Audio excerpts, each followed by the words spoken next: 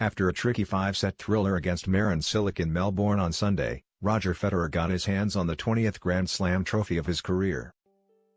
In a league of his own in the men's game, the Swiss international first won a major at Wimbledon in 2003, and he is solely responsible for 10% of all Grand Slam titles won in the Open era. Sportsmail rolls back the years to take a look back at each of Federer's Grand Slam successes. A 21-year-old Federer found himself in uncharted territory, having failed to get past the quarterfinals at any previous Grand Slam. But with unseeded Australian Mark Philippoussis on the other side of the grass court, Federer held his nerve to produce a breathtaking performance, winning 7-6, 6-2, 7-6. Any suggestions that he might not be the man for the big occasion quickly evaporated. Russian Murat Safin beat Andre Agassi and Andy Roddick to reach the final. A grueling run that caught up with him against Federer. A 7-6, 6-4, 6-2 win was thanked, in part, due to a commanding serve that was fast becoming a staple of Federer's game. His second Grand Slam title was boosted by the fact he soared to the top of the men's rankings after a semi-final win over Juan Carlos Ferrero. The sky was the limit from here for the new world number one. Back where it had all began 12 months prior, Federer was the name on everybody's lips as expectation was higher than ever before for the Swiss. And this was a slam he was made to work really hard for, as he came from behind to beat American Roddick 4-6, 7-5, 7-6, 6-4. Federer miraculously saved 6 break points in a tight fourth set before sealing his third slam title with a trademark ace finish. "I threw the kitchen sink at him, but he went to the bathroom and got his tub," Roddick said in defeat. The Swiss showed he had the substance to match the style with this title. His opponent, Lleyton Hewitt, said it best in defeat, "With the depth in men's tennis the way it is, I don't think people realize how hard it is. It's an incredible effort what he has done." In fact, Hewitt went into the match at Flushing Meadows on a 16-game winning streak. But on reflection, he'll accept he was blown away in devastating fashion by the Swiss. And of all the slam successes to date for Federer, this one was one of his most comfortable, as he overcame Hewitt 6-0, 7-6, 6-0. 2 bagel sets sandwiched a competitive second, but with 3 slam titles out of 4, he was knocked out of the French Open at the semi-final stages by Brazilian Gustavo Kuerten. The dream for a complete set went on. There was a sense of déjà vu when Federer and Roddick emerged onto Wimbledon's centre court 12 months after they did battle in the previous final. That occasion was a close encounter, a match where Roddick looked capable of upsetting the world number one. But this was a far more straightforward spectacle, as Federer produced a near-faultless display to win his third straight Wimbledon 6-2, 7-6, 6-4. The win put Federer alongside Pete Sampras and Bjorn Borg as a player who had won 3 successive slam events in the Open era. Life across the Atlantic was an enjoyable one for Federer as he lifted his second US Open after an elegant duel with Andre Agassi. At the age of 24, this 6-3, 2-6, 7-6, 6-1 victory pushed the Swiss to his 6th Grand Slam title. Not just the number of titles he was adding year on year. This was a really special win in Federer's eyes, as it came against one of his role models in Agassi. But anyone looking for the magic potion Federer seems to find in slam season will be disappointed, as he joked, "I don't know how I do it." On paper, this seemed like a fairly straightforward challenge for the man whom everyone feared. But when Federer found himself a set and a breakdown, he would have been forgiven to have had more sweat on his brow than normal. Cypriot Marcos Bugdakis had seen off Roddick, Ivan Lubicic and David Nalbandian, and fancied his chances despite being the overwhelming underdog. Federer, however, got stronger as the match went on, winning 5-7, 7-5, 6-0, 6-2 for his 7th slam title.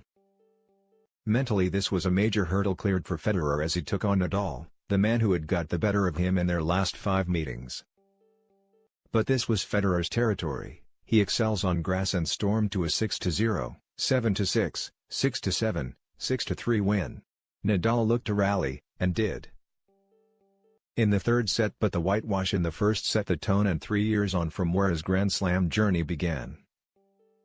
He showed no signs that he had lost the appetite for more.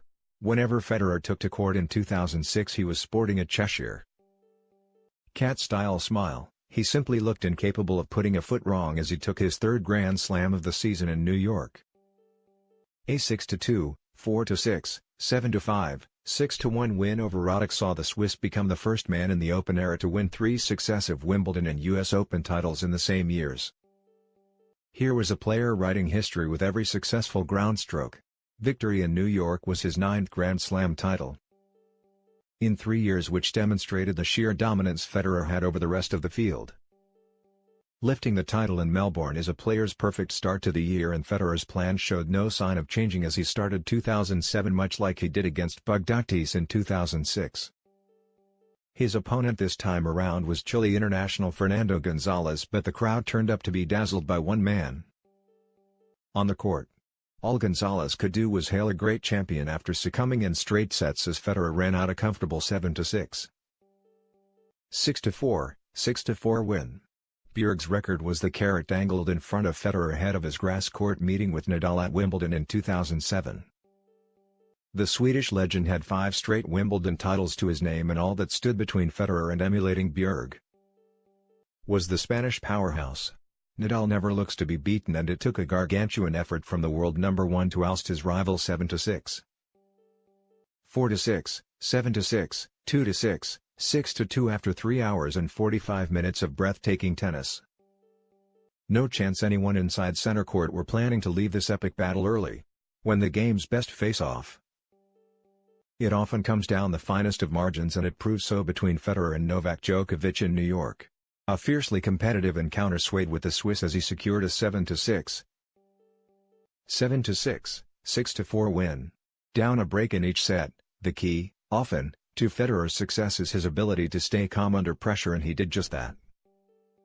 Victory saw him become the first man ever to win Wimbledon and the US Open for 4 years in a row. As a 21-year-old, Murray shuffled onto court. Few gave him a fighting chance against the well-loved Federer. Wearing the logo of the man he was trying to emulate, Fred Perry, Murray was simply outclassed in a 6-2, 7-5, 6-2 victory which lasted a mere 1 hour 51 minutes. When asked by a reporter if he was debating 13 Grand Slam titles and retirement, the Swiss star scoffed, "I'm not going to stop at 13, that would be terrible." 10 years later he is still asked that same question. If there was a single black mark next to Federer's name, it was in Paris at the French Open. In the same era as Nadal, one of the greatest clay court players of all time, even Federer struggled to assert his dominance on the surface. Semi-final heartache became a fixture, and so when he faced shock Swedish finalist Robin Soderling, for the first time he had a major opportunity to break the streak. He concluded a 6-1, 7-6, 6-4 victory in 1 hour and 55 minutes to join Perry, Don Budge, Roy Emerson, Rod Laver and Agassi as the only men to have won all 4 Grand Slam titles. The French Open success weeks earlier was not enough to lift him back to world number 1, but he made sure he rose to the summit.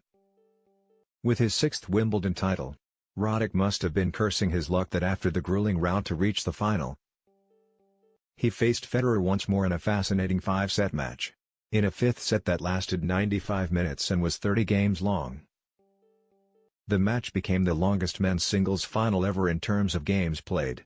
But the Swiss won it 5-7, 7-6, 7-6, 3-6, 16-14 to surpass Pete Sampras's 14 Grand Slam wins and regain the title he lost to Nadal the previous year. Federer's case to be regarded as the greatest of all time took a major boost after this straight sets win over Andy Murray in Melbourne. The 28-year-old Swiss showed all of his experience to win 6-3, 6-4, 7-6 as Murray received a valuable lesson in what it takes to lift the Slam title that eluded him. This was Federer's 22nd Grand Slam final, a staggering achievement given the quality of players in the game, and few would have anticipated this masterclass to be his only Slam success of the year. The Swiss is one of the most loved players left in the game, but for once, he was not the crowd favorite as he stepped out on center court. Britain's Murray was the man in the spotlight, and when he took the first set, There was a feeling reverberating around the venue that now was his time for Grand Slam glory. But the emotion of the piece caught up with the home favorite, and Federer is one of the all-time greats for a reason. He digs deeper than few others can. A 4-6, 7-5, 6-3. 6-4 win left Murray in tears before he exacted his revenge on the same court during the London Olympics. This was an absolute classic between two of the game's all-time greats.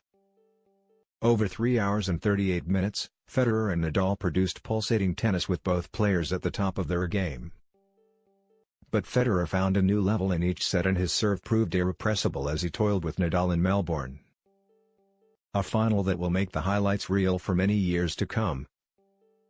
This was one tennis fans love to reminisce on. Wimbledon always feels like a second home for Federer, such is the success he has enjoyed over the years at the All England Tennis Club. But he was without a win in London since 2012, and he had his eye on a record of becoming the most successful male player. At the tournament, a face-off with Croatia's Marin Cilic stood between him and another SW19 title, and a 6-3, 6-1, 6-4 victory came all too easy in a showpiece event. Murray was forced out through injury, Nadal retired against Cilic. Djokovic crumbled against Hyeon-chang, and suddenly, the tournament opened up for Federer to make history. A 24-minute first set in the final is misleading, as thereafter the Swiss was pushed all the way by a spirited Cilic to win his 6th Australian Open title. When the final point landed and he fell to his knees, and it was not long before the tears began to flow. At 20 Grand Slam titles,